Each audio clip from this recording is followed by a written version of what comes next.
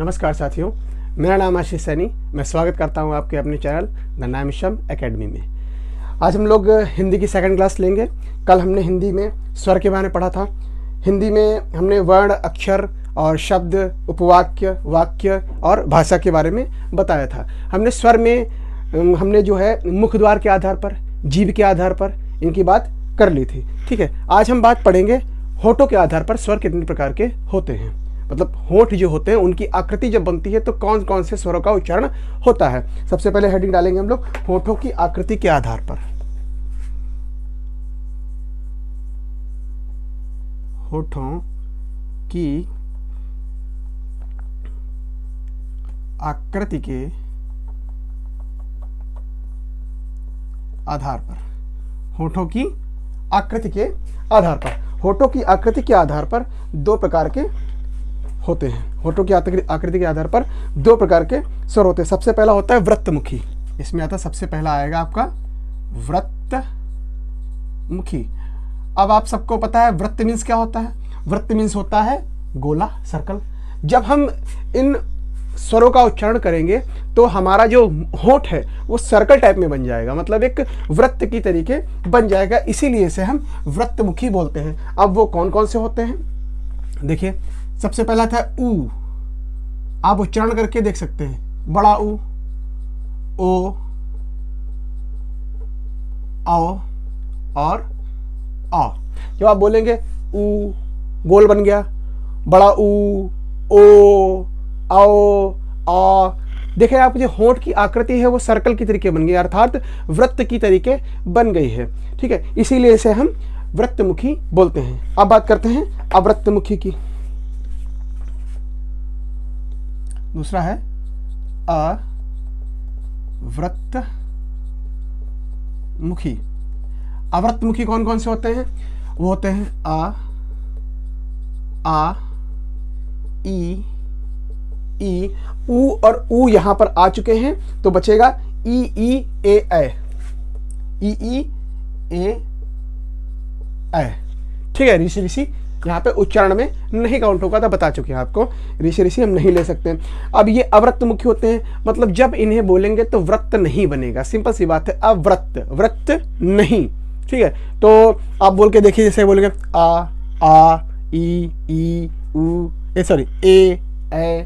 इसमें वृत्त नहीं बन रहा है, इसीलिए से हम अवृत्तमुखी बोलते हैं।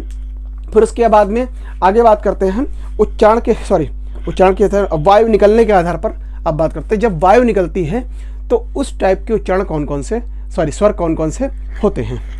बात करते हैं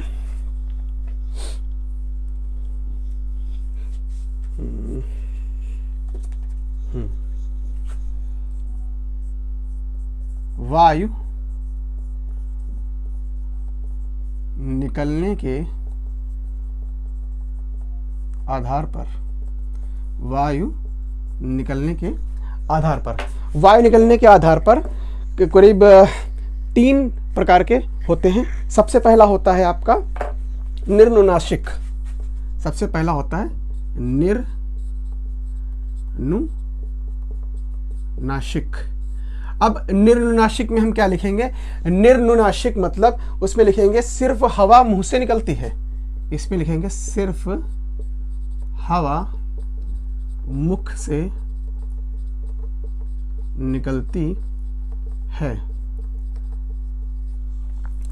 निर्नुनासिक, वायु के निकलने के आधार पर स्वर कौन कौन से होते हैं उसके बारे में बात कर रहे हैं। सबसे पहला होता है निर्नुनासिक। उसमें क्या होता है कि सिर्फ हवा मुख से निकलती है। अब वो कौन से होते हैं देखेंगे। देखिए आ और ई। ठीक है, आ, ई, ये क्या होते हैं? निर्नुनासिक होते हैं। जब इनका आप उच्चारण करेंगे सिर्फ मुंह से हवा निकलेगी, नाक का कोई रोल नहीं होता है। ठीक है, अब आगे बात करेंगे अनुनासिक।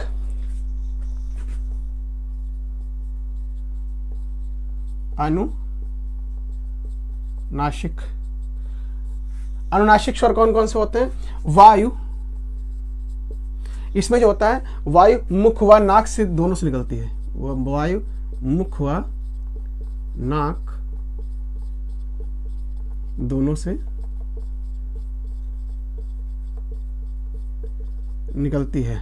जैसे आप बोलते हैं चांद, बांध, इसके अंक की बिंदी जो होती है ये वाली, चंद्र बिंदी जो इसे बोलते हैं हम, ये वाली, जब इसका उच्चारण करते हैं तो मुख और नाक दोनों का यूज होता है। ऐसे शब्द कौन से बनते हैं, जैसे चांद बन गया, बांध बन गया इत्यादि। ठीक है, ये हो गया आपके अनुनासिक। अब बात करते हैं अनुस्वार।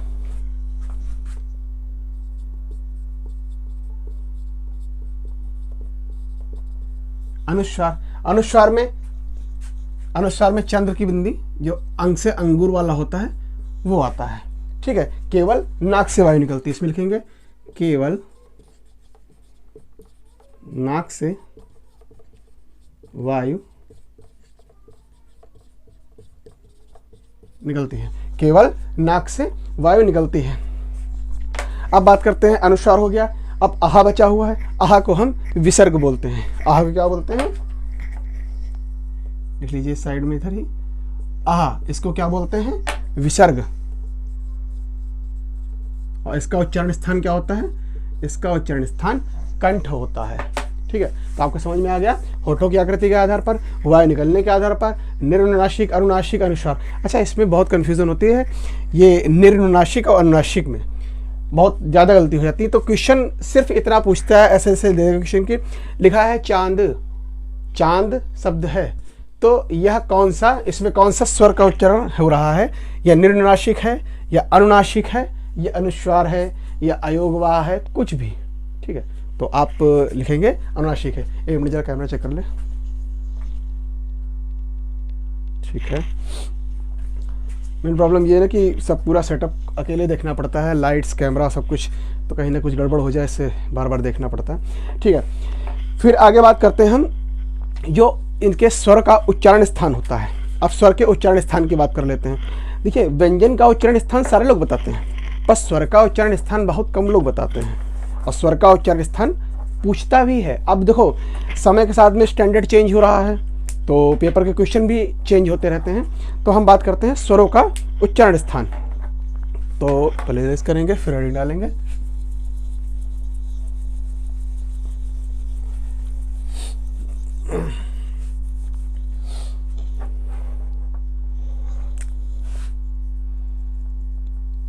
स्वरों का उच्चारण स्थान, स्वरों का उच्चारण स्थान। अब हम जो हमने बताया था KTMDO व्यंजन में बताया था, अब वही स्वर में अगर लिख दे। देखिए, पहले अच्छा कंठ, फिर आएगा आपका तालव्य, KT, मूर्धन्य इसमें हाँ होता है, मूर्धन्य बाद में आएगा। सबसे पहले KT D, सॉरी O करिए पहले, क्योंकि सीरियल बनना चाहिए। ओष्ठ, मूर्धन्य, फिर आएगा कंठ तालव्य, कंठ तालव्य, ये सब स्वर हैं, यहाँ पे स्वर लिख लीजिएगा। और फिर आता है कंठोष्ठ, कंठोष्ठ स्वर, कंठोष्ठ स्वर। अब ये कौन कौन से होते हैं इसके बारे में बात करते हैं। देखिए, हमने क्या बताया था कि जो काका काका अंगा होता है वो कंठ होता है, पर वो व्यंजन है।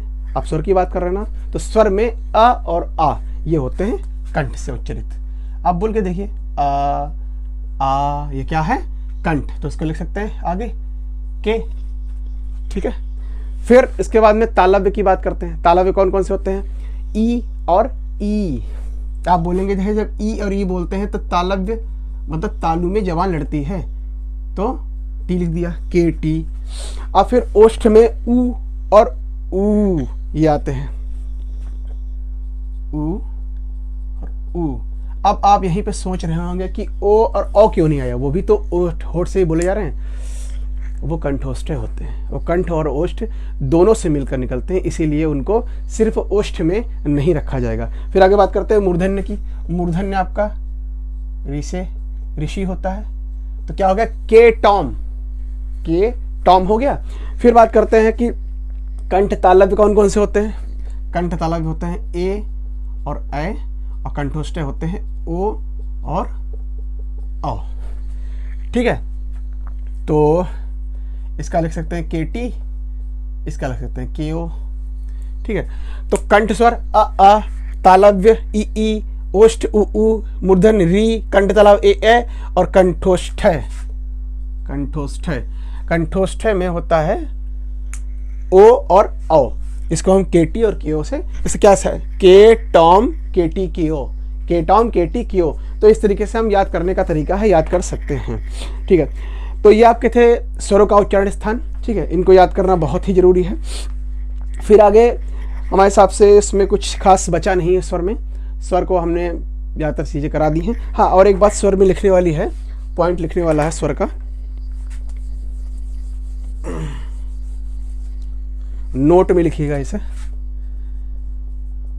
नोट।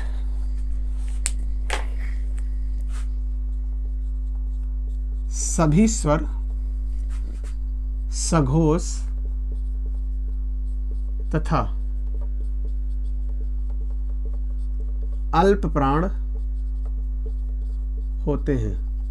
सघोष और अल्प प्राण क्या होता है इसको हम आगे डिस्कस करेंगे, जब व्यंजन पढ़ेंगे तब आपको समझ में पूरा बताएंगे। सघोष क्या होता है, घोष क्या होता है, पूरा क्लियर हो जाएगा।